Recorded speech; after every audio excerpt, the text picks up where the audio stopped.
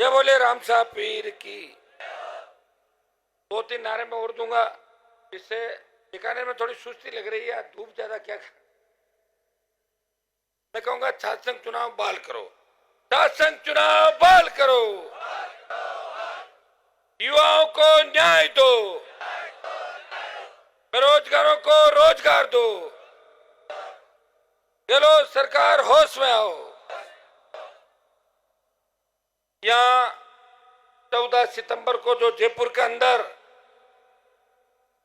1 लाख से ज्यादा नौजवानों की, छात्रों की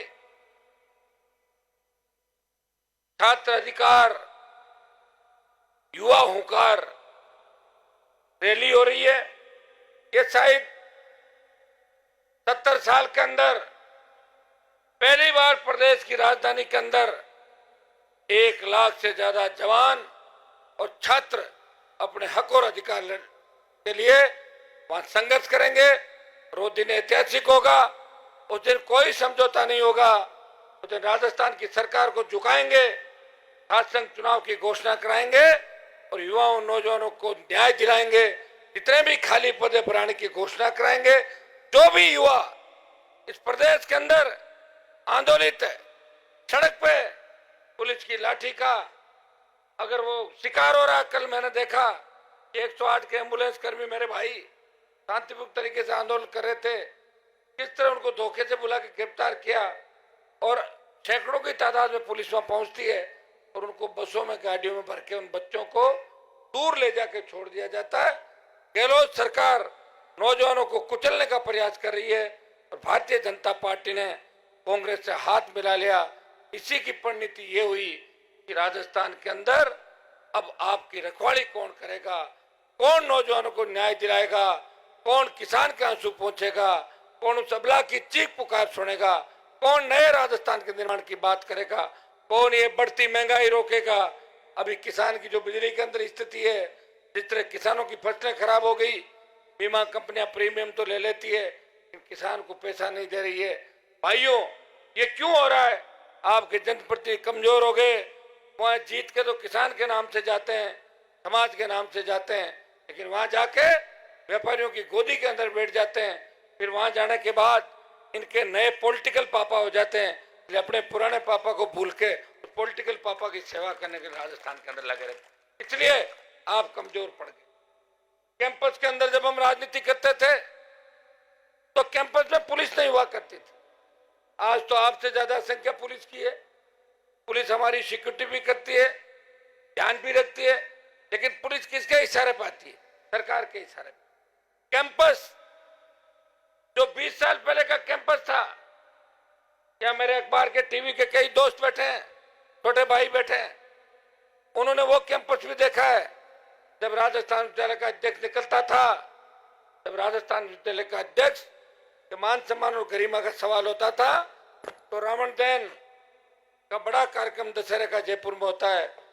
अगर गवर्नर के बराबर कुर्सी किसी की लगती थी तो राजस्थान विश्वविद्यालय के अध्यक्ष की राज्यपाल के बराबर चेयर लगती थी। लेकिन दुर्भाग्य से आजकल ऐसे ही तो छात्र संघों का अध्यक्ष चुने गए, फिर ये लिंगदो कमेटी लेके आए।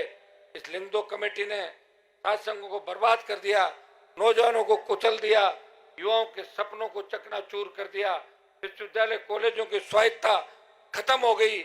मैं चाहता हूं कि जिस तरह राजस्थान विश्वविद्यालय के छात्र संघ अध्यक्ष निकले, जोधपुर यूनिवर्सिटी में छात्र संघ अध्यक्ष बनने के बाद देश और प्रदेश में पहचान बनाई, उसी तरह मैं चाहता हूं कि बीकानेर की राजनीति से भी ऐसे छात्र नेता निकले जो प्रदेश में अपना परचम फहराए। ऐसे किसानों के बेटे जो छात्र संघ अध्यक्ष बनने के बाद वो कहीं न कहीं खो जाते हैं। भाइयों, संघर्ष एक दिन का नहीं होता। आज मैं आपके सामने खड़ा हूं, ये कोई 1 घंटे का संघर्ष नहीं है।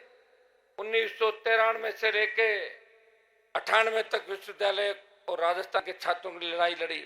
98 के बाद कांग्रेस और भारतीय जनता पार्टी दोनों से संघर्ष का तारा 8 से विधायक बना। पारिवारिक परिस्थितियां भी आपके सामने थी, किस तरह मेरे ही समाज के नेताओं ने मुझे बर्बाद करने में कोई कोर कसर नहीं छोड़ी। लेकिन हनुमान बेनीवाल पे तेजा जी की कृपा थी, मां करनी की कृपा थी, राम तपीर की कृपा थी, निकल के उन परिस्थितियों निकल के छोटे भाइयों की रखवाली के लिए आज आपके बीच खड़ा है। ये जो झंडा है राष्ट्रीय लोकतांत्रिक पार्टी का, हमारे ये तय हुआ था कि हम झंडे के साथ आंदोलन नहीं करेंगे। जब विश्वविद्यालय के अंदर ये छात्र नेता छात्र संघ चुनाव गूंगी बेरी सरकार ने बंद कराए, और ये चुनाव इसलिए बंद कराए कि कांग्रेस भी हार रही थी और भारतीय जनता पार्टी भी विश्वविद्यालय सहित राजस्थान के तमाम कॉलेजों में हार रही थी। थर्ड फ्रंट जीतता हुआ नजर आ रहा था। तब गहलोत ने अपने नजदीकी मंत्री महेश जोशी को बुला के कहा कि महेश, चुनाव आ रहे हैं, अपन हार रहे हैं, बीजेपी को मैनेज करना है, कहीं बीजेपी सड़क पर नहीं आ जाए। बोले मैं 1 मिनट में कर लूंगा, क्योंकि बीजेपी के कई नेताओं के साथ उसका बिजनेस चलता है। और महेश जोशी ने बीजेपी को तमाम नेताओं से बात करी। आपको ध्यान होगा जब महेश जोशी के बेटे पर आरोप लगे, महेश जोशी पे जब भ्रष्टाचार के आरोप लगे, तो भारतीय जनता पार्टी ने विधानसभा के अंदर चुप्पी साध ली थी। एक शब्द बीजेपी ने नहीं बोला, और वो एहसान उतारने का समय उनका आ गया था। उन्होंने बीजेपी के नेताओं से बात करी जो अपने आपको भारतीय जनता पार्टी के अंदर मुख्यमंत्री का दावेदार समझते हैं, जो कांग्रेस के नेताओं के साथ शाम को क्या कहते हैं उसको, गिलास बिठाते हैं ना आपस में, चीयर्स करते हैं। चीयर्स के मैंने की नहीं ना कभी, मुझे पता नहीं है ना, चीयर्स नहीं करी मैंने, चाय की चीयर्स करी थी, चाय पी लो। तो वो लोग तय हुआ कि गहलोत चुनाव बंद कराएंगे और बीजेपी सड़क पर नहीं आएगी। फिर कौन आएगा? अपना आप ही उनको लगा कि आरएलपी का तो कोई संगठन नहीं, कांग्रेस का एनएसयूआई, बीजेपी का विद्यार्थी परिषद, आरएलपी तो आपकी पार्टी है। एनएसयूआई से जो चुनाव लड़ता है वो बच्चा भी मेरे से आशीर्वाद लेना आता है, उसका मुंह मिठा कराता हूँ। निर्दलीय लड़ता है उसका भी मुंह मिठा कराता हूँ। कोई बीजेपी से लड़ता है तो मैं उसको भी करता हूँ जीत के जाए और आगे बढ़े। तो उनको ध्यान नहीं था कि राजस्थान वीरों की धरती है, ये सूरवीरों की धरती है। कांग्रेस बीजेपी हाथ भी मिला लेगी तो राष्ट्रीय लोकतांत्रिक पार्टी इस राजस्थान में कोई हक अधिकार दिलाने के सड़क पर लगेगी। हम बिना झंडे का आंदोलन करना चाहते थे। विश्वविद्यालय के छात्र नेता जो जयपुर से आए बैठे हैं, इनको पूछ लो कि हमने 15 दिन तक प्रयास किया कि कुछ विधायक कुछ मंत्री, अगर कांग्रेस के मंत्री हमारी मदद नहीं करते, बयान दे सकते थे कि छात्र संघ चुनाव होने चाहिए। बीजेपी के नेताओं को तो आ जाना चाहिए खुला साथ में, जब वो छोटे छोटे मामलों में बयानवीर बन के बयान देते हैं, बयान के अलावा उनका कोई काम नहीं, इस मामले में आना चाहिए। लेकिन वो नहीं आए, इसलिए भाइयों हनुमान बेनीवाल को सड़क पर आना पड़ा, छोटे भाइयों को न्याय दिलाने के लिए। मुझे लगा फिर ये लोग ताने देंगे, तंज कसेंगे दूसरे लोग कि राजस्थान में कोई युवाओं के लिए लड़ने वाला नहीं बचा। इसलिए मैं छात्रों को अधिकार दिलाने, छात्र संघ चुनाव करवाने, नौजवानों को रोजगार, युवाओं को न्याय दिलाने के लिए सड़क पर आपके बीच निकला। ये झंडा भी मैंने इसमें इसलिए दिया कि जिस तरह लाल झंडा दिखाने से ट्रेन रुक जाती है, ये राष्ट्रीय लोकतांत्रिक पार्टी का झंडा मार्केट में आता है तो सरकार भाग जाती है। ये झंडा जरूरी था। अगर ये झंडा नहीं होता तो डूंगर कॉलेज के अंदर आपको कोई कार्यक्रम नहीं करने देता। जोधपुर विश्वविद्यालय के अंदर मेरी परमिशन रद्द की थी, लेकिन मैं सभा करके आया, आपने देखा होगा। ये झंडा आपकी रखवाली करेगा। ये झंडा हर उस गरीब पीड़ित शोषित तबके की राजस्थान के अंदर रखवाली करेगा। इस झंडे ने कांग्रेस और भारतीय जनता पार्टी के कई नेताओं के होश उड़ा दिए। वो अभी सोच भी नहीं पा रहे हैं कि तूफान से पहले की शांति है, ये सुनामी से पहले की शांति है। तूफान आ चुका है और जयपुर में 14 तारीख को जब चलेंगे सुनामी आएगी और जयपुर से तय हो जाएगा कि राजस्थान का नौजवान किसके साथ जा रहा है, राजस्थान का युवा किसके साथ जा रहा है। और भाइयों आप देखिए, एक व्यक्ति पूरे 1 महीने से आपके लड़ रहा है। मैं भी चाहता तो नड्डा की तरह यात्रा निकाल लेता, मुझे कौन रोक रहा था। मैं घूम ही तो रहा हूँ, यही यात्रा होती है, घूमना मतलब यात्रा। मैं भी चाहता तो सीएम की तरह खूब घूम के अपने जो बताता पाठ पखान करते रहते हैं, हमने ये किया वो किया। आजकल तो अखबार पढ़ने का मन ही नहीं होता। अखबार उठाते हैं, एक मदर एडिशन होता था, फ्रंट पेज मदर एडिशन, 5-6 पन्ने पढ़ते हैं। जब पहला पेज आता है उसको पहला पेज के 6 तो पहले विज्ञापन पढ़ो, कांग्रेस के लोगों को पढ़ो, वो अगर भूल जाए फिर पढ़ोगे विज्ञापन पढ़ो। अब हमारा काम ये रह गया, अखबार हम इसलिए खरीदें, मीडियम को हम इसलिए बात करें कि पहले कांग्रेस बीजेपी का गुणगान देखो और उसके बाद हमारी 4 लाइन छोटी मोटी कहीं आ जाती होगी। मीडिया लोकतंत्र का चौथा स्तंभ है। जहां भी क्रांतियां हुई, केजरीवाल अगर मुख्यमंत्री बना दिल्ली के अंदर, लोगों को इस बात का पता नहीं, अगर मीडिया उसके साथ खड़ा नहीं होता और 6 महीने तक फ्रंट पे नहीं छापता और देश के चैनल अगर उसके अन्ना हजारे का आंदोलन को नहीं दिखाते और केजरीवाल की फोटो नहीं छापते, तो कभी मुख्यमंत्री नहीं बनता। मीडिया लोकतंत्र का चौथा स्तंभ है। मैं मीडिया के भाइयों से आह्वान करूंगा, ये राजस्थान के नौजवान और छात्रों की इज्जत का सवाल है, आप इस मामले के अंदर हमारा साथ दे। पुरजोर तरीके से खबरों के माध्यम से नए नए जिस तरीके से आप कर सकते हैं, बच्चे उत्साहित रहने चाहिए, तभी वो लड़ाई लड़ेंगे। ये लिंग दो कमेटी के बाद तो स्थिति ऐसी हो गई, एक मुकदमा दर्ज कर दो किसी पे झूठा, वो दोबारा कॉलेज ही नहीं जाएगा। नौकरी के अंदर बच्चों को डर लगता है कि मुकदमा दर्ज हो जाएगा, मेरा करेक्टर सर्टिफिकेट थाने में बनने जाएगा, थानेदार जी तो कह देंगे तेरे खिलाफ मुकदमा, मैं नौकरी थोड़ी जाएगी, मैं कैसे लिख दूं तू सही है, मुकदमे का भर देगा तो नौकरी नहीं लगेगी। ये स्थिति इस प्रदेश के अंदर देखने को मिली। मैं आपको विश्वास दिलाता हूं, ये लड़ाई मेरी नहीं है। बार बार आपको हनुमान बेनीवाल नहीं मिलेगा, बार बार आपको लड़ने वाला नहीं मिलेगा। तो हर जाति के लिए तैयार रहता है, वो संघर्ष से पहले जाति नहीं देखता, वो ये देखता है पीड़ित कौन है, और उसको पीड़ित को अगर अन्याय करने वाले मेरे समाज के लोग हैं तो भी उनके खिलाफ मैं सड़क पे उस पीड़ित को न्याय दिलाने के लिए, कई जगह आपने देखा होगा कि पीड़ित को न्याय दिलाने के लिए बैठा और न्याय दिला के उठा। पिछले समय बजरी के जो आंदोलन हुए, भाइयों ईडी की एंट्री बजरी में भी हम कराएंगे। जिस तरह के कागज हमारे हाथ लगे, तो कांग्रेस और भारतीय जनता पार्टी के बहुत से नेता इन्वॉल्व है। बीच में जो लाल डायरी का मामला था, ये लाल डायरी से ज्यादा बजरी का खेल बड़ा खेल है। हम ईडी की एंट्री चाहते हैं, वैसे ईडी मेरे कहने से नहीं चलती, वो बीजेपी वालों के कहने चलती ईडी और सीबीआई, लेकिन मैं कोशिश करूंगा ईडी दफ्तर का जयपुर में घेराव हो। बजरी माफिया जिसकी दरिया समेटी, अभी मुझे लग रहा है कहीं न कहीं छोटी मोटी कोई रह सकती है। मैं आपको विश्वास दिलाता हूं कि बजरी माफिया का भी दिमाग ठीक करेंगे और सरकार में हम आ गए तो माफिया नाम का शब्द इस राजस्थान की राजनीति से उठ जाएगा। फिर कोई माफिया नहीं होगा, न तो शिक्षा माफिया होगा, न बजरी माफिया होगा, न भू माफिया होगा, न पर्यटन माफिया होगा। आपका राज होगा। कोई अगर एग्जाम देने जाएगा वो आराम से तैयारी के साथ जाएगा, उसको भरोसा होगा कि पेपर आउट नहीं होगा। उस हमारी बेटियां अगर सड़क पे रात को 12 बजे भी निकलेगी, उनको एहसास होगा कि घर के आंगन के अंदर घूम रही है, किसी की हिम्मत नहीं उन बेटियों की तरफ देख ले। ऐसा राजस्थान हनुमान बेनीवाल की पार्टी राष्ट्रीय लोकतांत्रिक पार्टी चाहती है। लेकिन ऐसा राजस्थान हमें कब मिलेगा? जब राजस्थान का नौजवान प्रत्येक घर से ये शपथ लेके निकलेगा कि मैं मेरे घर उस दिन जाऊंगा जब तक हनुमान बेनीवाल की आरएलपी पार्टी की सरकार नहीं बन जाती। मैं उसके लड़ूंगा, प्रयास करूंगा। वो 25 साल से लड़ रहा है, मैं आने वाला 2.5-3 महीने का समय राष्ट्रीय लोकतांत्रिक पार्टी को दूंगा, तब जाके सरकार बनेगी। ये तो तय है कि कांग्रेस और भारतीय जनता पार्टी में से एक पार्टी 3rd नंबर पर जाएगी। आरएलपी कड़े मुकाबले के अंदर रहेगी राजस्थान के। जो लोग राजनीतिक विश्लेषक है, उन्होंने बल्लभनगर से लेकर सरदार शहर तक के चुनाव देखे, जिस तरह नौजवान मचल रहा है, नौजवान उमड़ रहा है। 2 दिन की तैयारी के अंदर आप प्रमुख लोग यहाँ पे आए, यहाँ मैं आमंत्रण देने आया हूँ, रैली करने नहीं आया। मेरी उपस्थिति यहाँ पे हो, आपको लगे हनुमान जी आमंत्रित करने आए जयपुर की रैली के अंदर, तो इस बीकानेर के इलाके से कम 15 से 20 हजार छात्र जवान जयपुर के विद्यानगर स्टेडियम के अंदर 14 तारीख को आएंगे। आओगे कि नहीं आओगे? कैसे आओगे बताओ मुझे? जैसे पैदल आओगे? गाड़ियां कौन सी? ट्रेनें तुम्हारे लिए चला रखी है।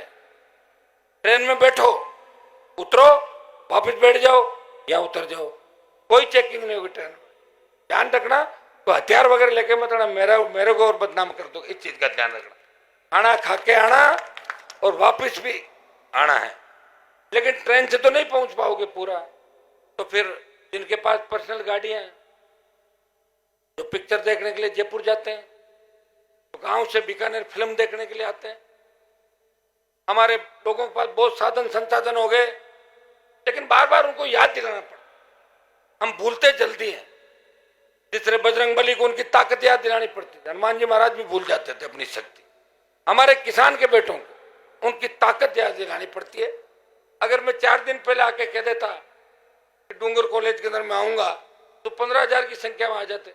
मैंने मैसेज किया, इस बार मैं देखूं बजरी के जो आंदोलन चले उसमें मैं अपील करने नहीं आया, मैं सीधा कार्यक्रम के अंदर आया और सारे बजरी का आंदोलन सक्सेस हुए। यहाँ भी जो बीकानेर के अंदर रॉयल्टी ठेकेदारों की गुंडागर्दी चल रही थी, कांग्रेस पार्टी के कई नेता शामिल थे, उनको भी ठीक कराया। ये प्रभु जी बैठे कोलाइज से, भाई दानाराम जी जो हमारे पार्टी के जिलाध्यक्ष, संयुक्त जगह स्वच्छता अभियान के विजयपाल माचरा जी, हमारे महाराज साहब, और ये टीम जो यहाँ पे बैठी, रामनिवास बेनीवाल, पवन बिजानिया, राकेश गोदारा, सुभाष कसवा, केसरनाथ सिद्ध, नितेश इंदलिया, राकेश मूंड, रवि नाइक, पंकज सुरेंद्र गोदारा, हीराराम कसवा, अभिमन्यु जाखड़, धनाराम फौजी, पवन कसवा, भोगाराम भादू, महेश चौधरी, जयपुर से नीरज खीचड़, शिव चौधरी, और हो गए आपके तुलसीराम डूडी, मनोज जाखड़, और जेपी भांगड़वा जी जो तैयारी करें खाजूवाड़ा से, और सारी जो टीम हमारे गार्डवाड़ा से जो चौधरी साहब आए हैं। सम्मानित मंच बोल देता हूँ, जितने भी चुनाव लड़ने वाले मीडिया के मेरे साथी और आप सब पधारे हुए जो नौजवान हैं, भाइयों, मैं आपके बीच आमंत्रण देने के लिए आया हूं कि जयपुर के इस कार्यक्रम को ऐतिहासिक बनाना है। और कार्यक्रम ऐतिहासिक कैसे बनेगा? 1.25 लाख से ज्यादा अगर आप जयपुर में इकट्ठे हो गए, राजस्थान की सरकार झुक जाएगी। युवाओं नौजवानों के जितने भी मामले सारे उसी समय सरकार को मानने पड़ेंगे और छात्र संघ चुनाव की घोषणा भी करानी पड़ेगी, क्योंकि मैं उन सरकारों के साथ रहा हूं। राजस्थान की सरकार तो डरती है, हमने तो दिल्ली की सरकार को डरा दिया था, झुका दिया था मोदी की सरकार को। जब देश के अंदर किसान सड़क पे थे, तीनों कृषि बिल आए, उत्तर भारत का एकमात्र व्यक्ति, जब किसान कौम पुकार रही थी देश के अंदर कि हनुमान जी आप मोदी का साथ छोड़ो, सत्ता छोड़ो, इस किसान कौम को न्याय दिलाओ। भाइयों, मैं भी चाहता तो मंत्री पद का आनंद ले सकता था। वैसे बीकानेर में 12-13 लोग मंत्री पद का आनंद ले रहे हैं आपके साइड, है ना, 12-13 है। उनको पता नहीं उनका ऑफिस कहाँ है, लेकिन मंत्री जी नमस्कार, हाँ ऑफिस है कोई, सेक्रेटरी कहाँ पता नहीं, थानेदार लगा सकते हो, थानेदार नहीं लगता, थानेदार हट जाता उनके इलाके से, और फिर कहता साहब हमारी इज्जत का सवाल है, वापिस तो लगाओ उसको। जो इज्जत के सवाल के नाम पे या वहाँ जाके हाजिरी देते हैं। कम से कम आपकी पार्टी का जो व्यक्ति है, जो आपकी पार्टी का संयोजक तो आपके बीच बैठा है, वो तो काम ही आपको पूछ के कर रहा है। तो भाइयों, ये जो हालात बने, इन हालात के लिए हम सब जिम्मेदार हैं। बीकानेर के अंदर जब मैंने रैली करी थी 2018 में, तब भी आप 3 लाख से ज्यादा संख्या में 3-4 लाख लोग आए थे, लेकिन राष्ट्रीय लोकतांत्रिक पार्टी के कैंडिडेट को खाजूवाड़ा में कम वोट मिले। बाकी उम्मीदवार तो नए थे, एक दिन में इनको उतारा, वोट चला गया। लेकिन अब तो 5 साल से लड़ रहा हूं ना आपके बीच में। कोई लड़ रहा है क्या राजस्थान के अंदर? हाँ लड़ रहा है। गहलोत पायलट से लड़ रहा है, वसुंधरा बीजेपी वालों से लड़ रही है, और गहलोत वसुंधरा ने हाथ मिला लिया। और अशोक गहलोत कहते हैं कि मेरी सरकार चली जाती अगर वसुंधरा नहीं होती और कैलाश मेघवाल नहीं होते, और उसके बदले में फिर मेघवाल से आरोप लगवाए जाते हैं।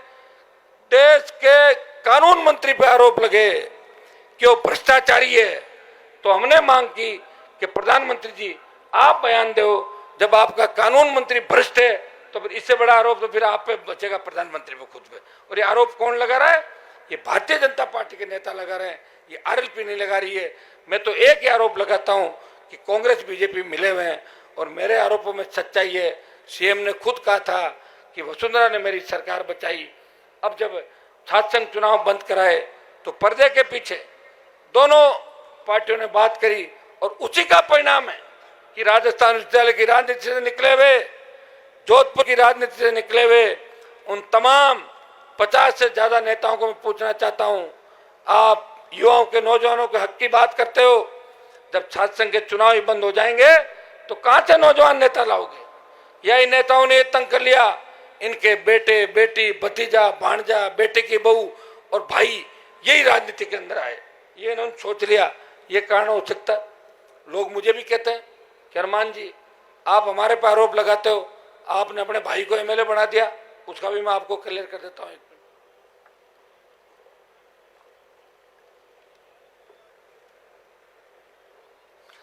जब मुझे सांसद बनना था, एक परिवार जो लंबे समय से राजस्थान को ठग रहा था, नागौर को ठग रहा था, मैंने पूछा आप लोगों को चुनाव तो मैं लड़ लूंगा लेकिन जीत की गारंटी नहीं।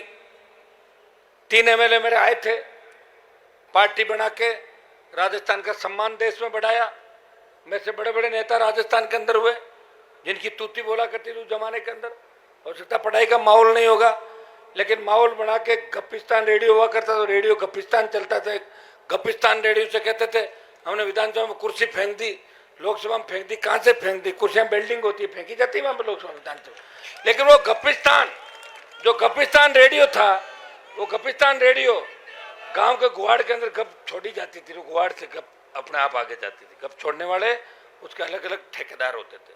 हमने तो लड़ाई लड़ी विधानसभा के अंदर। आपके लिए लड़ते लड़ते एक व्यक्ति 5 बार निलंबित होता। कितनी बार? 5 बार। किसके लिए होता है? आपके लिए होता है। अभी एक विधायक को देखा जो मंत्री थे सरकार के अंदर, किस तरह पीटा उसको। खुद ही अपनी व्यथा बता रहा था कि मेरे साथ मारपीट हुई और एक ने नहीं पीटा, 15-20 लोगों ने लात घूंसे चला के अपने हाथ साफ किए विधानसभा के अंदर। लेकिन अगर मैं होता, उस मंत्री को पीटते हुए देखता तो हनुमान बेनीवाल पीटने नहीं देता, उसके ऊपर गिर जाता और जो पीट रहे थे उन पर लात चलाता। इस तरह किसी का अपमान विधानसभा के अंदर नहीं होने देता। ये अपमान होता हुआ भारतीय जनता पार्टी के लोगों ने देखा, उकसा दिया और कहा तुम जाओ, और पीछे बैठ गए। बोला भाई इसको पीटने दो। उनका धंधा उन लोगों का। मैं उनके बीच रहा हूं। वो कभी किसान कौम के पक्ष में नहीं हो सकते, बीजेपी कभी किसानों की हो नहीं सकती। और कांग्रेस में आपके नेता व्यापारी बन गए। वो व्यापार करने के लिए राजनीति के अंदर आते हैं। अपना व्यापार कैसे आगे बढ़े ताकि यहां हार जाएं तो राज्यसभा में चले जाएं, दिल्ली को कैसे खुश रखा जाए, दिल्ली वालों के साथ कैसे पार्टनरशिप डाली जाए, इस धंधे में कांग्रेस पार्टी के हमारे नेता लग गए। बीजेपी तो कभी आपकी रही नहीं। बीजेपी का गठन तो किसानों के खिलाफ होता। जब बीजेपी पार्टी बनी थी तो किसानों के खिलाफ भारतीय जनता पार्टी बनी थी। इस बात को आप रखना। अब आप ये भी कह दोगे कि आप बीजेपी में क्यों थे? इसलिए था कि मेरे पिताजी ने मेरे से वचन लिया जब मैं विश्वविद्यालय का अध्यक्ष बना कि बेटा मैं बीमार हूं, कांग्रेस में मत जाना, कि उनका झगड़ा कांग्रेस पार्टी से चला था। तो मैंने पिताजी के वचन का ध्यान रखा। मैंने कहा पिताजी मैं कांग्रेस में नहीं जाऊंगा, इसलिए उस गंदी पार्टी भाजपा के अंदर मुझे रहना पड़ा। तकलीफें सही, परिवार बर्बाद हो गया और आया गया, लेकिन कांग्रेस पार्टी के अंदर हनुमान बेनीवाल नहीं गया। और दिल्ली जाने के बाद किसान जवान को जब जरूरत पड़ी, जब अग्निपथ लाए, देश की सेना को ठेके पे दे दिया, तब देश का कोई सांसद आपके साथ झंडे के साथ नहीं आया था। एक हनुमान बेनीवाल था जो चिंता कर रहा था इन किसान के बेटों की, जिनकी सादत की गूंज कि पूरे विश्व के अंदर है। अमेरिका के अखबार के अंदर ये खबर छपती है कारगिल की लड़ाई के अंदर कि ये जाट रेजिमेंट के वो जवान हैं जो 20,000 फीट ऊंची पहाड़ी पे 50 किलो गोला बारूद और AK-47 लेके चढ़ते हैं और दुश्मन को ढेर करते हैं। वो जाट रेजिमेंट का जवान है हनुमान बेनीवाल। आप की उसके अंदर तो सारी रेजिमेंट है, गीत गाए जाते हैं, वो मैंने थोड़ी बनाई। अभी जो रेजिमेंट है, आज हमारे जो शहीद हुए पलाना के अंदर, वो भी जाट रेजिमेंट के ही जवान थे। जाट रेजिमेंट, राजपुताना राइफल, आपकी दूसरी जितनी भी रेजिमेंट जिन जिन समाजों की बनी हुई है, उसमें मैक्सिमम उन्हीं समाजों के बच्चे उस रेजिमेंट के अंदर जाते हैं। और वो जब झगड़ा होता है तो उनका नारा अलग होता है। नारे के साथ वो चढ़ाई करते हैं। फिर वो ये नहीं देखते कि पीछे कितने और आगे कितने हैं। वो हमारी लड़ाई करते हैं। ये देश के अखबारों, देश की मीडिया ने माना कि हिंदुस्तान वो देश है जहां एक हमारा फौजी बॉर्डर पे और उसके पास हथियार नहीं हो तो बिना हथियार भी 5-4 को लेके पड़ जाता है। ये हिंदुस्तान का फौजी है, देश की कमी रही है हमारे पास। 62 की लड़ाई के अंदर आप देखना, पूरा इतिहास पढ़ना, गोला बारूद खत्म हो गया था, गोला बारूद बेकार था। नेहरू प्रधानमंत्री थे, उनके पास सारी इंटेलिजेंस थी, लेकिन चीन की लड़ाई के अंदर सारा जो मामला था वो प्रधानमंत्री की भूल से हमारे कितने सैनिकों को शहादत देनी पड़ी। कारगिल की लड़ाई को आप क्या मान रहे हो? कारगिल के अंदर हमारे शहीद हुए, हमने बच्चे खोए, लेकिन लड़ाई क्यों हुई? कारगिल लड़ाई क्यों हुई बताओ? कारगिल के अंदर घुसपैठ हो गई थी, भारत की सीमा की उन पहाड़ियों पे घुसपैठे घुस गए थे, और वो एक दिन में नहीं घुसे, 3-4 साल लगातार घुसते रहे, और अटल बिहारी वाजपेयी नींद लेता रहा, सो गया था, और घुसपैठ कर रहे थे। तब ये कारगिल की लड़ाई हुई थी, उसमें भी हमने हजारों नौजवानों को खोया, और उस समय भी हमारी रेजिमेंटों ने दुश्मनों का मुकाबला किया, मुंह तोड़ जवाब दिया, और शहादत के बाद हिंदुस्तान का नाम विश्व के अंदर आया। भाइयों, अग्निपथ का विरोध अगर किसी नेता ने किया, जोधपुर में 2 लाख जवानों की रैली करके मोदी को चेतावनी दी, प्रधानमंत्री जी ये 2 लाख हैं, हम आ रहे हैं दिल्ली की तरफ 5 लाख, तैयार हो जाओ। ये मेरे संघर्ष का ही परिणाम था।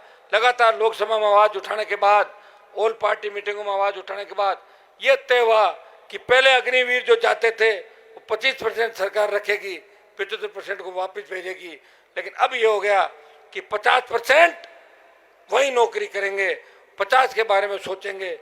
ये चुनाव का समय, मैं आपको विश्वास दिलाता हूं कि अभी जयपुर राजधानी घेरने के बाद अगर एक दिन आप दिल्ली का कूच कर लोगे, दिल्ली के नेता कितने कमजोर हैं, उनके पास में बैठा हूं, मैं जानता हूं कि जब आवाज आती है हरियाणा, पंजाब, यूपी और राजस्थान से, तो उनके ब्लड प्रेशर हाई हो जाते हैं, शुगर बढ़ जाती है, और डॉक्टरों को बुला लेते हैं, जल्दी खत्म करो, मामला हाथ से निकल रहा है। तो मैं जानता हूं उनको। तो अग्निपथ का विरोध हम करेंगे, दिल्ली को घेरेंगे, और अग्निपथ के खिलाफ हमारी लड़ाई जारी रहेगी। मेरी पार्टी मैंने इसी नारे के साथ बनाई थी, जय जवान जय किसान। किसान के लिए शहादत दी, जवान के लिए सड़क पाया। और जब राजस्थान का जवान सात संघ चुनाव के लिए देख रहा है कि कौन आएगा हमारी लड़ाई लड़ने, तब हनुमान बेनीवाल को अपने भाइयों का रक्षक बन के उनको राजनीति में आगे लाने के लिए, जो उनका अधिकार है लोकतांत्रिक, उनको उनका हक और अधिकार दिलाने के लिए सड़क पाया। 8 संभाग मुख्यालयों में रैलियां कर रहा हूं। उसके बाद जयपुर की जो रैली होगी वो राजस्थान का भविष्य तय करेगी। नौजवानों, इतना विश्वास में दिलाता हूं कि सरकारों के अंदर नौजवानों का जो डर है वो इतना घुसा दूंगा कि दोबारा नौजवानों को छेड़ने की हिमाकत कोई भी सरकार इस राजस्थान के अंदर नहीं करेगी। मुझे पूरा भरोसा है कि आज आप आमंत्रण स्वीकार करने आए हो, प्रमुख लोग बैठे हो, लेकिन उस दिन 10-15 हजार आ जाएंगे। बीकानेर कितने 10,000? हाँ, पक्के नेता हो, सही है। 10,000 प्लस, भाई 10,000 प्लस आओगे जब तो लाख हो गए, नहीं तो लाख कैसे होगा बताओ। अब आप कहते हो नागौर से लाख कहाँ से आ जाएंगे? जयपुर, सीकर, झुंझुनू, अलवर, भरतपुर, दौसा, नजदीकी जो इलाके जयपुर के, अब तो जिले इतने बना दिए कि सारे जिलों में मुझे नाम याद नहीं, कई तो डबल नाम रख दिए। हमारे नागौर में रख दिया कुचामन डीडवाना, कभी लिख देते हैं डीडवाना कुचामन, पता ही नहीं लगता सारा कभी डीडवाना है कुचामन करे। कुचामन डीडवाना जिले से नीचे लेटर आता है डीडवाना कुचामन, अलग मोर बना रखी है अधिकारियों ने। वहाँ का जो एडिशनल एसपी और एडीएम है वो उस एमएलए के दबाव में लिखता है जिला कुचामन डीडवाना, और डीडवाना वाला लिखता है डीडवाना कुचामन। अब बताओ कौन से को माने, आप बताओ मुझे। ये तो बींद कौन बीननी कौन वही बात होगी, बींद कौन है बीननी कौन है। अब बताओ, ऐसे जिले बना दिए 100 किलो। कोटपुतली बेरोड कैसे हो बताओ मुझे, एक नाम रखो ना। कई तहसीलों को जिला बना दिया, ग्राम पंचायत को जिला बना दिया। मैंने ये कहा था कि 50 जिले बनने चाहिए, लेकिन ऐसे जिले थोड़ी बनने चाहिए थे। जिले 50 ऐसे बनने चाहिए थे जहां समझ में आए। अभी कई एसपी कलेक्टर मेरे अच्छे मित्र हैं, उनको मैं पूछता हूँ फील्ड पोस्टिंग हो, हंसने लग जाते। मैं बताता तो बोले फील्ड में तो बैठा हूँ सर, छोटा सा जिला है, एक एसडीओ लगता है, क्या कर लूंगा कलेक्टर लग के। मैं तो बहुत बड़ी इंसल्ट हो गई, ये सही बात है। वो लगना नहीं चाहते एसपी कलेक्टर इसके अंदर। तो जिलों का आपने ऐसा ढांचा तैयार कर दिया। खाजूवाड़ा के अंदर आंदोलन चल रहा है आपके, खाजूवाड़ा और छत्तीसगढ़ तहसीलें, बीकानेर के अंदर आना चाहती है, अनूपगढ़ के अंदर डाल दिया। हमने इस आंदोलन को समर्थन भी दिया और हमने कहा अगर नहीं बनाते हो तो नया जिला और बना दो, क्यों आपका हाथ की बात है गहलोत जी, आपने इतनी रेवड़ियां बांटी है, 10-15 और बांट दो, चुनाव तक इतने में आचार संहिता लग जाएगी। और भाई ये तो एक बात है, रेवड़ियों का रिकॉर्ड तोड़ दिया, लेकिन एक काम कैसे होगा? अभी जितने भी टेंडर है, वो मीडिया वाले सुने आप, जितने भी टेंडर है, बजट की घोषणाएं, वो तो सारी अभी कागजों में ही पड़ी है। आचार संहिता लग जाएगी तो आचार संहिता के बाद कैसे टेंडर खुलेंगे, कैसे सड़क बनेगी, कैसे स्कूल बनेगी, कैसे नया कॉलेज बनेगा, कैसे पानी आएगा, बताओ मुझे। इतनी घोषणाएं, और बीजेपी निकली है कौन सी यात्रा लेके, क्या बचाएंगे, क्या कह रहे ना ना, एक और नारा दिया ना बीजेपी ने कि नहीं सहेगा राजस्थान, मतलब नहीं सहेगा राजस्थान। वसुंधरा जी को सह लिया, दूसरों को नहीं सहेगा। अब जब वसुंधरा को ही सह लिया तो फिर नारा किसके लिए दे रहे हो? या तो ये नारा देते कि हमारे जो भ्रष्टाचारी थे उनको निकाल के फेंक देंगे। ये लाल डायरी की कहानी क्या आपको पता है? लाल डायरी के अगले पन्ने अगर खुलते, उसमें पूरी बीजेपी थी, इसलिए खुलने ही नहीं दिया उन पन्नों को, चुप कर दिया कि लाल डायरी वाले भैया आप शांत हो जाओ, हम आपको टिकट नहीं दे सकते क्योंकि हमारी बदनामी हो जाएगी कि लाल डायरी बीजेपी ने करवाई। आप ऐसा करो, किसी और को पकड़ लो और समझो तो हम आपको सीट दे देंगे, ताकि बदनामी अगले की, जीतो हारो तुम्हारे कर्म, क्योंकि तुमने लाल डायरी दिखाई और हमारे लिए जूते भी खाए, विधानसभा में 40 मिनट पिटते रहे, तो तुम्हें इस बात का वो देंगे, लाल डायरी वाला। ये लाल डायरी की कहानी यहाँ आके अब खत्म हो गई। लाल डायरी क्यों हुई आपको पता है? कि अगला नाम भाजपा के लोगों का था, अगला नाम वसुंधरा के समर्थकों का था, अगला नाम बीजेपी के नेताओं का था, तो लगातार अशोक गहलोत के कांटेक्ट में, तो आरोप तो लगाते हैं, फोटो छपवाते हैं, लेकिन रात को ऐसी जगह मुलाकात करते हैं जहां पता नहीं चलता, कि पता लगता है मुख्यमंत्री जी बहुत बिजी है, फिर पता लगता किसमें बिजी है, बोले बीजेपी को कोई बड़ा नेता आया, मैं 2-3 नेता उनके साथ बिजी। तो कुछ अंदाज लगा सकते हो, बाढ़ जब खेत को खाने लग जाए उस खेत की रखवाली कौन करेगा? राजस्थान में भारतीय जनता पार्टी और कांग्रेस ने मिलकर जिस तरह राजस्थान को लूटा, किसान सड़क पे हैं, पानी नहीं मिल रहा है, पंजाब हरियाणा राजस्थान को उसके हिस्से का पानी नहीं दे रहा है, जब चाहे आंख दिखा देता है। हमारी कमजोरी राजस्थान की, राजस्थान में ऐसी सरकार चाहिए जो नौजवानों को रोजगार दे, किसान को गारंटी दे, सम्मान दे, छात्रों को हक दे, और अपराधियों का अड्डा राजस्थान बन गया। गैंगवार की जिस तरह घटनाएं बढ़ रही है, जिस तरह अलग अलग गैंग चल रही है, कहीं कहीं गैंग चल रही है 7, कहीं चल रही है 18, कहीं चल रही है 44, कहीं 66, कोई 86। बताओ कैसे कैसे बच्चे फेसबुक पे कोई हथियार कहीं लेके ऐसे दिखा रहा है, कोई यूं हथियार दिखा रहा है। ये क्या राजस्थान हो गया बताओ मुझे? कौन ठीक करेगा इस राजस्थान को? ये तो नहीं कर पाएंगे। देख लो बीजेपी की सरकार बना दो, अगर ठीक हो जाए तो और ज्यादा होगा। कांग्रेस की सरकार आप देख रहे हो लगातार। एक चीज हुई कि पिछली बार सरपंचों में ये लाए कि पढ़े लिखे लोग सरपंच बनेंगे, अच्छी बात है। मैंने एक बात रखी कि पढ़े लिखे सरपंच बने, एक कानून और बन जाए कि पढ़ा लिखा एमपी एमएलए बने। पहले एमपी बना दो, फिर एमएलए बना दो, फिर सरपंच प्रधान प्रमुख। बेचारा सीधे सरपंचों से क्या दुश्मनी तुम्हारे? तब ये बात चली, पढ़े लिखे है ही नहीं, जिनको पब्लिक चाहती है वो तो गांव में ज्यादातर अनपढ़ लोग हैं, पर पब्लिक उनको चाहती, पब्लिक उनके साथ है, वोटर उनके साथ है। तो उन्होंने सोचा हम क्या करें, बोले फर्जी मार्कशीट ले आओ। नए गिरोह पनप गए राजस्थान। उत्तर प्रदेश से कांटेक्ट करते, बिहार से कांटेक्ट करते, इतनी फर्जी मार्कशीटें आ गई अंदाज भी नहीं होगा। लेकिन जब वसुंधरा की फर्जी मार्कशीट का धंधा बदनाम हुई बीजेपी, तो अशोक गहलोत ने कहा वसुंधरा जी चिंता मत करो, मैं आपकी बदनामी भी कम करूंगा, क्योंकि आपने मेरा हमेशा साथ दिया, इसलिए मैं पेपर लीक, सारी पेपर लीक करा दूंगा। करा दी ना पेपर लीक? बोले तुम तो फर्जी मार्कशीट तुम्हारे राज्य में आई है, तो पेपर लीक करा के आपकी बदनामी को धो दूंगा। लोग जब भी कहेंगे कि वसुंधरा के समय तो फर्जी मार्कशीट आई थी, 3-4-13 भर्ती रद्द हुई, गहलोत जी ने तो पेपर ही आउट करा दिए सारे के सारे। अच्छा पेपर आउट कराने वाला कौन है पता हूँ आपको? उनकी सरकार के मंत्री, कांग्रेस के बड़े नेता। कभी कलाम कोचिंग आता है, कभी दूसरा कुछ आता है, कभी ईडी आती है पीएचडी के घोटाले में, कभी दूसरे मामले में। तो भाइयों, इससे बड़ा मिलाजुली का खेल नहीं हो सकता। और ये अधिकारी सरकार चलाते हैं सारी सारी। अगर जिले का कलेक्टर एसपी चलेगा ना कि मुझे ये करना है, नेता कितना ही जोर लगा ले, वो कलेक्टर एसपी काम को करा के मानता है। तो सारी ब्यूरोक्रेसी चला रही गवर्नमेंट को। ब्यूरोक्रेट ये कहते हैं कि गहलोत साहब आप भूलो मत, हमने भी 10 विधायक दिए थे जब सरकार गिर रही थी, तो विधायक भाग रहे थे। हम अगर फोन टेप नहीं करते, हम अगर सीआईडी नहीं करते, तो हनुमान जी जैसे लोग 1-2 विधायक आपके ले जाते उठा के, वो भी हमने ही रोका था। ये सही भी बात कह रहे हैं, समय पे सूचना दी, उस बात की तो खाएंगे ना वो लोग। लेकिन गहलोत जी की एक दिक्कत और है, बेटा रोज जिद करता है पापा मुझे एमपी बनना है। अभी मेरा बेटा मुझे कह दे कि पापा आपको तो आना है, अभी कभी सब प्रोग्राम छोड़ दो, मुझे जाना पड़ेगा। बेटा तो बेटा होता है। उस बेटे में इतने शायद गुण नहीं होंगे, क्योंकि बड़े बाप की जो भी औलादें हैं देश के अंदर, राजस्थान में, मैंने बड़े बाप के ज्यादातर लोगों को पप्पू ही देखा है, बड़े बापों को जो होते हैं। तो इनका बेटे को ये कामयाब करने के लिए कुछ भी करने को तैयार है। वो एक बात कहे, बेटा जीत जाएगा ना। अरे कहां से जीत जाएगा बेटा? अभी एमएलए के चुनाव कौन सी सीट जीता होगा? बेटे को नहीं देंगे लोग वोट, क्योंकि आपका बेटा जो काम कर रहा है आपसे आगे निकल गया इस उम्र के अंदर।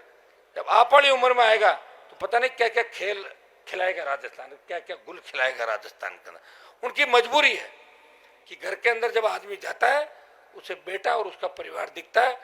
अशोक गहलोत ने अपनी सरकार बचाई, इस बात के अपने जब लोग बैठते हैं उनको एक ही बात कहते हैं, ये बताओ कि अमित शाह के पंजे से सरकार को निकाल लाया, तो उसी बात को गिनाते हैं।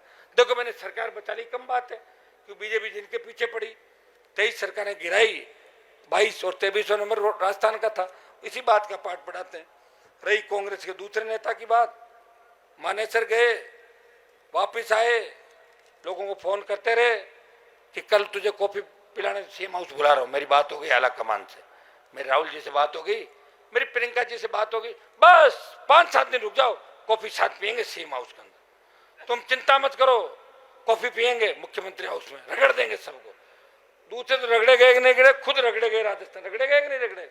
क्या स्थिति बन गई बताओ मुझे। उनके कहने से कोई ट्यूबवेल नहीं खोता राजस्थान, उनके कहने से पानी का टैंकर नहीं आता, वो किसी कांस्टेबल की ट्रांसफर नहीं करा सकता। उनसे ज्यादा तो हम ठीक हैं, चाहे डरा के ही कराओ, काम तो करा रहे सरकार से। अब लोग कह रहे हैं कि आपके काम कैसे हो रहे हैं? हमारे काम इसलिए हो रहे हैं, उनको पता है जीतेंगे, वापिस आएंगे, और गलती से अगर सरकार के अंदर आ गए तो हमारी रड़क वापस निकाल, इसलिए काम कर दो इनका जो भी कागज आए जल्दी से निकालो। तो लड़ने वाले को लोग पसंद करते हैं भाई, जो घर के अंदर रजाई ओढ़ के सोता है, पड़ा रहता है, बिजनेस करता है, उसे कोई नहीं डरता। मैं तो सरकार से लड़ते लड़ते इतना पक्का हो गया 20 साल, मुझे पता है कि सरकार ज्यादा समय तक मैं से लड़ नहीं पाएगी। और आज तक तो ईश्वर की कृपा से जो काम हाथ में लिया, समय जरूर लगा होगा, लेकिन जीत हमारी हुई, आपकी हुई। आप सबने बीकानेर के अंदर आज हमारे में शहीद गोभी ओम प्रकाश शरण को श्रद्धांजलि देने मैं चला गया था। वहाँ पे बहुत ज़्यादा तादाद में हमारी संख्या बच्चों की वहाँ है, वो कार्यक्रम भी ज़्यादा जरूरी था। मैंने कहा आप सब लोग वहीं रहे, मैं भी जाकर आया हूँ, क्योंकि मुझे सीकर के अंदर एक कार्यक्रम अभी और करना है, फिर जयपुर में शाम का एक कार्यक्रम है। मैं आपसे इजाज़त चाहूँगा, इतना ही आश्वासन आपसे मैं चाहता हूँ कि बीकानेर जिले के अंदर हमें जो इस बार आशीर्वाद आपका मिला, ये आशीर्वाद इस असेंबली के अंदर भी मिलेगा। ये जो आंदोलन हम कर रहे हैं, बीकानेर का युवा और छात्र हमेशा आंदोलन करता था। जब हम स्कूल कॉलेज में पढ़ते थे तब बीकानेर के अंदर बड़े आंदोलन उस समय हुआ करते थे। तब विश्वविद्यालय नहीं था, डूंगर कॉलेज इस उत्तरी पश्चिमी राजस्थान की सबसे बड़ा महाविद्यालय था। डूंगर कॉलेज के अध्यक्ष का बहुत बड़ा सम्मान होता था। हम चाहते हैं वो सम्मान इनका लौटाएं, छात्र संघों को मजबूत करें, लोकतंत्र की पहली सीढ़ी को मजबूत करें। हमारे यहाँ के निकले हुए छोटे भाई विधानसभा और लोकसभा के अंदर पहुंचे, ये अपील करने आपके बीच आया हूँ। मुझे पूरा भरोसा है कि बीकानेर जिला पूरा आशीर्वाद देगा। सब लोग मिल बैठ के जो हमारी टीम है मंच पे, ये तय कर लेगी कैसे व्यवस्था करनी है, कैसे जाना है और कैसे जयपुर पहुंचना है। लेकिन उस दिन जयपुर आना है देश को आजाद कराने के लिए। भगत सिंह जैसे हजारों नौजवानों ने शहादत दी थी। राज किसको मिला? नेहरू को मिला। अगर उस समय सोच लेते कि हमारे फांसी चढ़ने से नेहरू राज करेगा वो कभी फांसी पे नहीं चढ़ते। उनकी एक ही बात होती थी कि हम अगर मर जाएं, हमें सादत मिले, कोई गम नहीं, भारत माता गुलामी की बेड़ियों से मुक्त हो जाएगी। हनुमान बेनीवाल भी ये चाहता है कि मुझे राज मिले या नहीं मिले, मेरे छोटे भाइयों को इन ठगों से मुक्त करा दूं, कोई ठगी का शिकार नहीं हो, किसी को धोखा नहीं मिले और आपका मान सम्मान मिले। हम चाहते हैं जिस तरह पंचायत पालिका चुनाव के लिए अंदर आयोग अलग से हैं, इसी तरह युवाओं के, छात्रों के चुनाव का, छात्र संघ चुनाव का अलग से आयोग बने और एक बिल लेके सरकार आए कि चुनाव हर साल होगा, ये कार्यकाल तय कर लो। कि मैं तो ये चाहता हूं कि चुनाव का कार्यकाल 2 साल का हो जाए। कैसा रहे भाई महेश, ताकि तुम्हें भी आराम से भ्रमण करने को मिल जाए। 2 साल का, 1 साल में होता क्या, अगर सितंबर जनवरी में ताला लगा देते हैं, कम से कम 1.5 से 2 साल अध्यक्ष का कार्यकाल रहना चाहिए। ये मेरी तरफ से मैं कह रहा हूँ, लेकिन 1 साल में ही खुश है ये तो, 1 साल में रिजल्ट बहुत बड़ी बात है। अरे लिंगदो की बात, लिंगदो अगर अशोक गहलोत नहीं हटाएगा, मैं आपको विश्वास दिलाता हूँ, हम अगर सत्ता के नजदीक आए, सत्ता में आए, तो लिंगदो कमेटी तुरंत सबसे पहले हट जाएगी। पूर्व की बात ही सांसद के चुनाव होंगे, इतना ही मैं विश्वास आपको दिलाता हूँ। यहाँ अलग अलग संगठनों के छात्र नेता बीकानेर के अंदर आए, उन सबका स्वागत। मेरा तो कोई छात्र संगठन है नहीं, मेरी पार्टी है, वो आपकी पार्टी है, वो जवानों की पार्टी है, किसानों की है, 36 कौम की पार्टी है। 36 कौम की पार्टी कौन सी होती है बताओ मुझे, जिस पार्टी के अंदर 36 कौम के विधायक जीतते हैं। मेरी पार्टी में 3 MLA, वो एक जाट जाति से, एक मेघवाल है और एक बाबरी समाज से। आप बताएं है कि नहीं 36 को? MP में हूँ। 9 मुसलमान लड़ाए, 12 मेघवाल लड़ाए, 3 राजपूत लड़ाए, ब्राह्मण, बनिया, मीणा, गुजर, यादव, देवासी, तमाम जातियों को मौका दिया। और मैं फिर विश्वास दिलाता हूँ, इस बार राष्ट्रीय लोकतांत्रिक पार्टी इस राजस्थान में मजबूती से लड़ेगी। तो 80 लाख वोट 18 के अंदर हमें मिला था, सारे दलों को मिला के, कांग्रेस बीजेपी को छोड़ के, वो 80 लाख 1.5 करोड़ को क्रॉस करेगा और कांग्रेस और भारतीय जनता पार्टी एक तीसरे नंबर पे चली जाएगी। ये मैं विश्वास आपको दिलाता हूँ। आप सब ने यहाँ कार्यक्रम के अंदर उपस्थित देके हमें मजबूती दी। आज जो लोग नहीं आ पाए, आप सोशल मीडिया के माध्यम से, अपने अपने दूसरे माध्यम से अपने भाइयों को फोन करोगे। अच्छा तो ये होता कि छात्रों के साथ हमारी बेटियां, छात्राएं भी यहाँ बैठी मिलती। जब बेटियां सड़क पर आएगी बच्चों के साथ, तब जाके सरकारें झुकती। दुर्भाग्य इस बात का है कि हमारे लोग आज भी डरते हैं कि हम लड़कियों को आंदोलन में नहीं भेजेंगे। तो ये डर क्यों है? कौन इस डर को लाया? कौन गैंगवार को लाया? कौन, किसने इस राजस्थान को बर्बाद किया? किसने बदनाम किया? किसने किसान के बेटों की हत्याएं करवाई? कौन लोग वो थे? वो लोग थे वसुंधरा और गहलोत। 25 साल का इनका गठबंधन है, इसको खत्म करना है और राजस्थान में जवान और किसान की सरकार बनानी है। बहुत बहुत आपको धन्यवाद। जय हिंद।